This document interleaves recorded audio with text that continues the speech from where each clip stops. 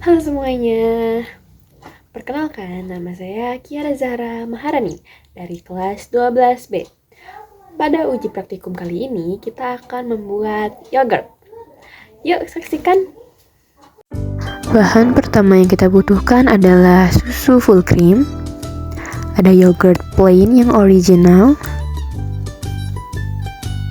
dan juga ada susu bubuk full cream. Di sini aku pakai Denkau. Langkah pertama, kita rebus air untuk mensterilkan alat-alat yang akan digunakan.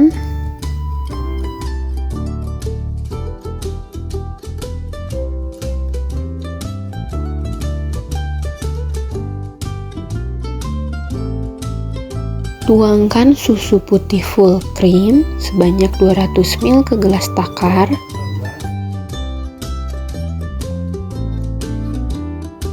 Lalu masukkan ke dalam panci yang sudah disterilkan sebelumnya untuk direbus.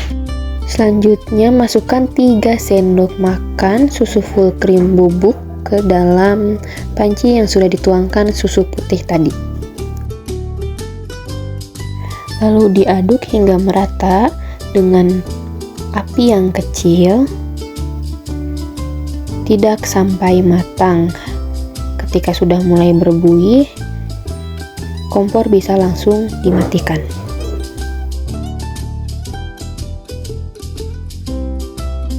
Diamkan susu supaya mendingin sekitar 40 derajat Celcius. Selanjutnya masukkan susu ke dalam wadah yang sudah saya sterilkan sebelumnya.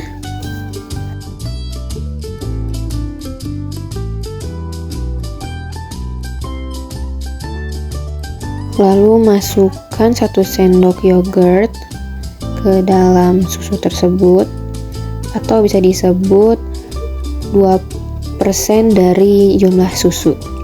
Dan jangan lupa untuk diaduk hingga merata.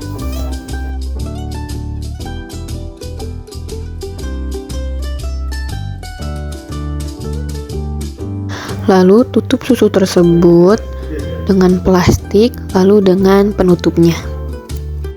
Dan jangan lupa disimpan di tempat yang kedap angin dan ditunggu sekitar 24 jam. Tomorrow for sure.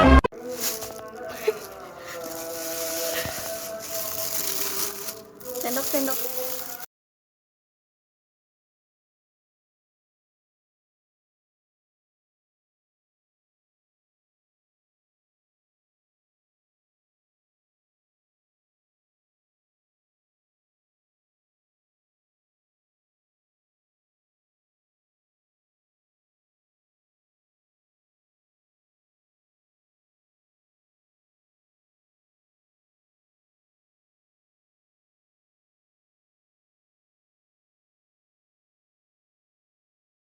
Nah, jadi gitu hasil praktikumnya teman-teman.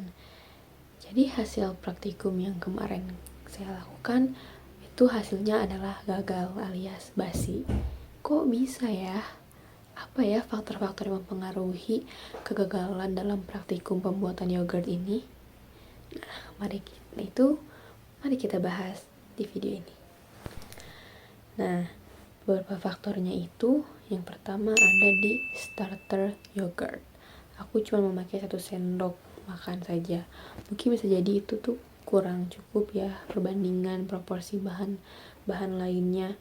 Kayak susunya mungkin terlalu banyak ketimbang starter yogurtnya yang aku pakai cuma 1 sendok. Nah, selain itu juga bisa saja starter yogurt yang tidak aktif.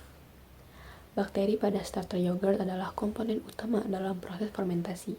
Jika bakteri yang pada starter yogurt tidak aktif atau kurang efektif, proses fermentasi tidak akan berjalan optimal. Nah, alasannya adalah kandungan bakteri yang tidak memadai.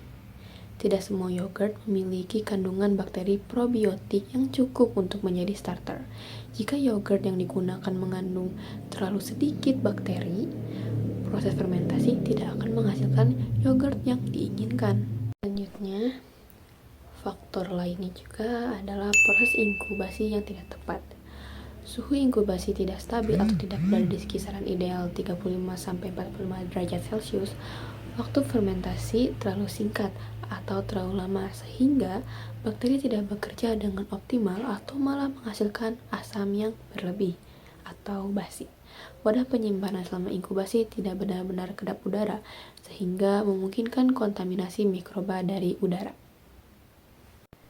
Nah, karena itu tadi, aku memiliki beberapa evaluasi supaya kedepannya tidak lagi gagal dalam pembuatan yogurt ini.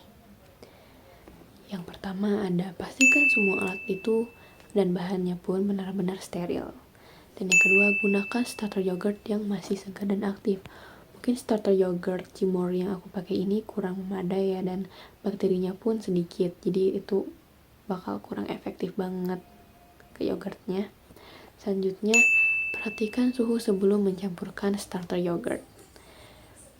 Selanjutnya juga jangan lupa untuk jaga suhu dan waktu inkubasi dengan konsisten. Segera pindahkan yogurt yang sudah jadi ke dalam lemari.